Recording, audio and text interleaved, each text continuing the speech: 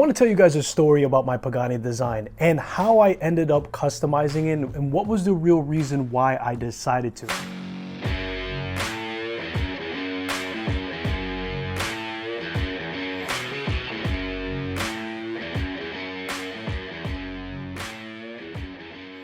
So I want to tell you guys my true feelings about a Clomage, is what I like to call a one-for-one copy, because an actual homage watch takes inspiration and draws up its own conclusion as far as a final design for a watch. It's not something, or it's not enough rather, to just take the logo out and put your logo in. That for me is called the Clomage, clone and homage, if you will. So it starts early on in my collecting journey when I decided that I wanted to take the Rolex Submariner No Date and put a homage watch in my collection, because as we know, the original one is at this point about $10,000. So I definitely wasn't ready for something like that. That was too far and too new for me to make a move like that. And I was okay with the Clomage watches because ultimately it was going to give me that feel of a Rolex Submariner. Of course, the quality, the heritage, the movement, everything encompassing is not going to be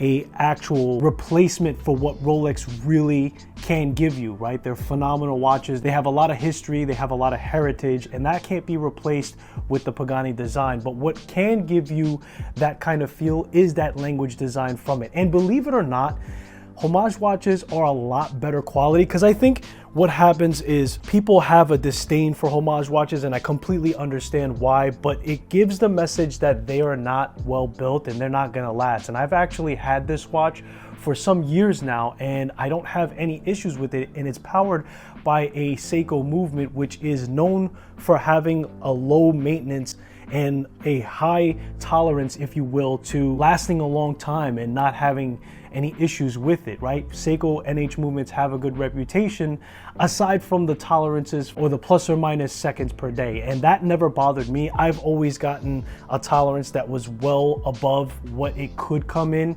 so I was completely fine with spending the $100+ on the watch to get that kind of feel.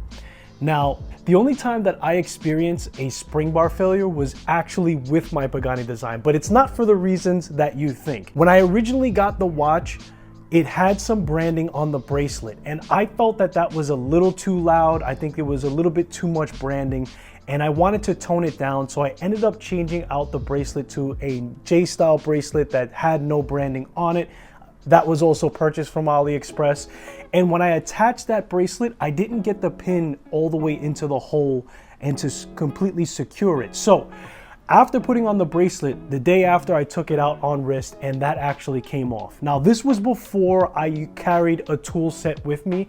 Moving forward, I always have a tool set in my truck. I keep one here in my modification station, of course, but I didn't have one then. So I ended up going to a nearby jeweler to have the bracelet reattached. Now, they were mostly selling jewelry, but they had a section on watches, and that's gonna play a point. So they actually had someone there who was a watchmaker, and I use air quotes because I don't think he's a guy that will pull a movement apart from scratch, but he's there to do simple things like battery changes or putting back on the bracelet, and just very simple functionality and simple servicing to a watch outside of an actual cleaning and regulating of a movement. So I went in, I told them what happened. I actually found the pin because it came apart in my car, and I told them, hey, this came loose, I just need it reattached. You know, do you have somebody here that can do that? And they actually had that person there. So I gave them the watch. I kind of started browsing around the store, kind of looking around, minding my own business type of deal. And then I heard the lady on the counter talking to the guy that was trying to fix my bracelet, which he had a little bit of a difficult time. There was a very large amount of tightness around that lug attachment. And I heard them saying that the watch actually looked decent. It looked like decent quality.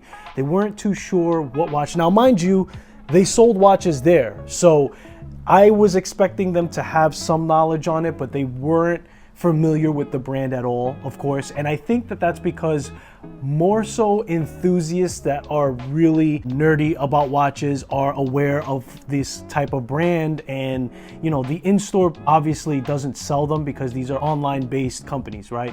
So they were talking amongst themselves, and the lady, from what I can recall, she goes, "Oh, this is a pretty nice watch. You know, I don't recognize the company, but it looks like a Tag Heuer." And she never even mentioned Rolex, by the way, but she said it looks like a Tag Heuer. She mentioned some company, and I kind of ear hustled them.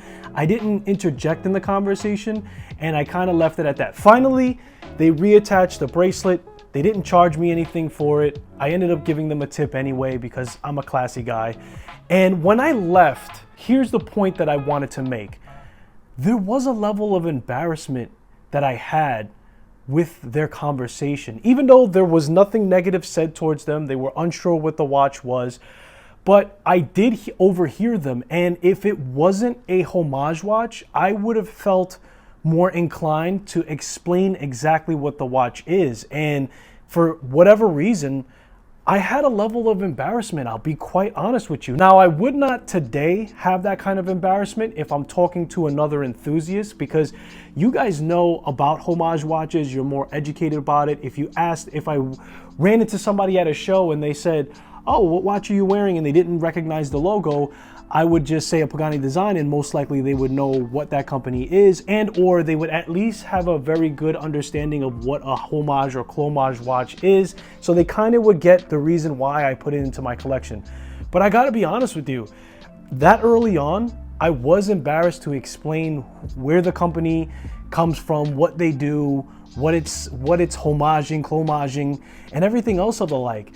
I was left with that feeling. Now, I don't remember if what came first, the chicken or the egg. I'm not sure if I was already modifying to a high degree, but I do know that I must have been somewhat comfortable in modifying, because at that point I decided, you know what? If this is going to be a homage, I really don't want it to say Pagani design. I want it to have something that's more personal. I'm okay with it still at that time being a homage, but I was also tired of that design fatigue of like the Mercedes hands and the standard dial, and I wanted to put my own spin on it. And that's how I decided that I would be a little bit more comfortable with wearing the watch and if somebody asked me where it came from. And I no longer have that type of feeling. I have a lot more confidence in the watches that I have in my collection. Maybe it's because now I own watches that are more established or more recognized. I'm not sure. Then again, I do have confidence to wear two watches. I'm not just wearing it for this video. I actually wear two watches in public. So I guess my confidence has grown over time, and I would be more willing now to butt into that conversation in the past where I really did it. And because maybe that's the reason why I didn't really understand, you know, where the watch fit in my collection and how I could stand on my principles of the watches for me. And if other people don't like it, then that's their problem, you know? So at that point, again, the design language of those Mercedes hands, I always felt like it's overplayed. And the reason why I feel like it's overplayed is because most homage companies utilize those hands, and they also mostly copy that Rolex design. And that's pretty much the reason why I had that design fatigue from it. And that was one of the things that I changed out first. I actually got like an arrow pointer style hands, and then I wanted to get a sunburst because I really like that kind of shine look, that ceramic kind of shine. I'm in love with that look. To add a sunburst to that, and then to have polished applied indices, polished hands, it really gives it like a jewelry type of look. And I'm no longer at this point only attracted to that type of look, but very early on I was. And further than that, I also found stores online on AliExpress where they were able to do a customization to the dial. So they had a set of dials on there that you can choose from. Of course, you have to make sure that you're getting the right size dial. Finding NH hands are a lot easier than the dial itself. You just have to type in, you know, NH35 hands, and then you have your pick of the lock. I would recommend you look up a unique hand for it if you're doing something like this and you want something that looks different from what's out there and what's typically used for the NH movement. But I got a set of hands. I already had the bracelet because that was one of the things very early before that I knew I wanted to change out. But I found a store online to do a customization, and then I found the font for Santana that I wanted to apply to my dials. And I ended up buying a whole bunch of dials, not just for the Pagani design, but also I knew that I was going to do modifications down the line to a bunch of other watches. So I took that font, and you pay for the mold, and then you don't have to repay for that cost if you buy them in bulk. So that's something that I did. I now have gone through all of those dials, and I've taken a chill pill in doing custom watches as is, because yes, that's still gonna cost you money, and I'm on saving mode, so like that I can get other watches that are a little bit higher in cost, because at this point I'm ready for something that provides more value, comparable to, let's say, a Clomage.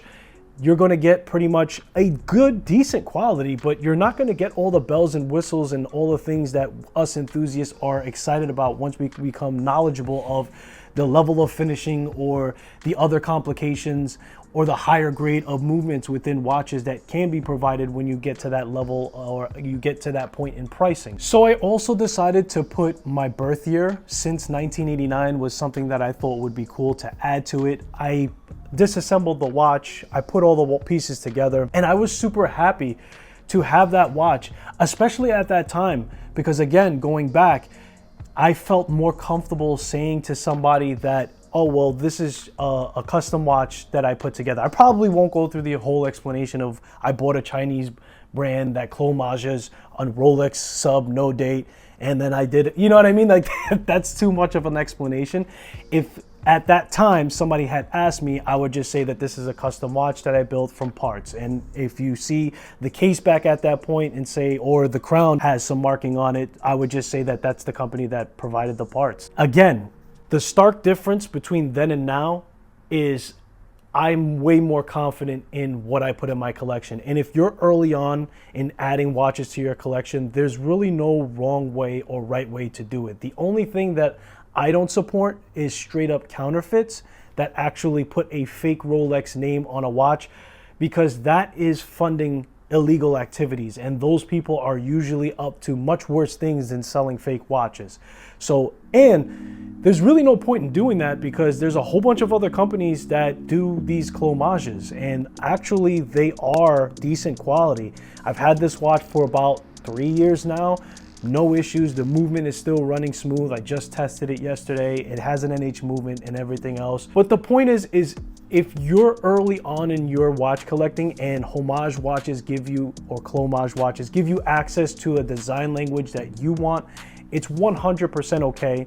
You're more than likely going to graduate from that as you become more educated in watches and want to have something that has its unique design, especially if you look at independent brands or micro brands. I talk about them a lot on this channel because they, for me, are all the luxury that I need in a watch moving forward. It's part of the reason why I lost my interest in getting that Rolex sub no date. A lot of the things that I value, micro brands are able to provide, other than that long historical history, which I have loads of respect for. However, it's hard for me to fund a brand just because it has a long brand history.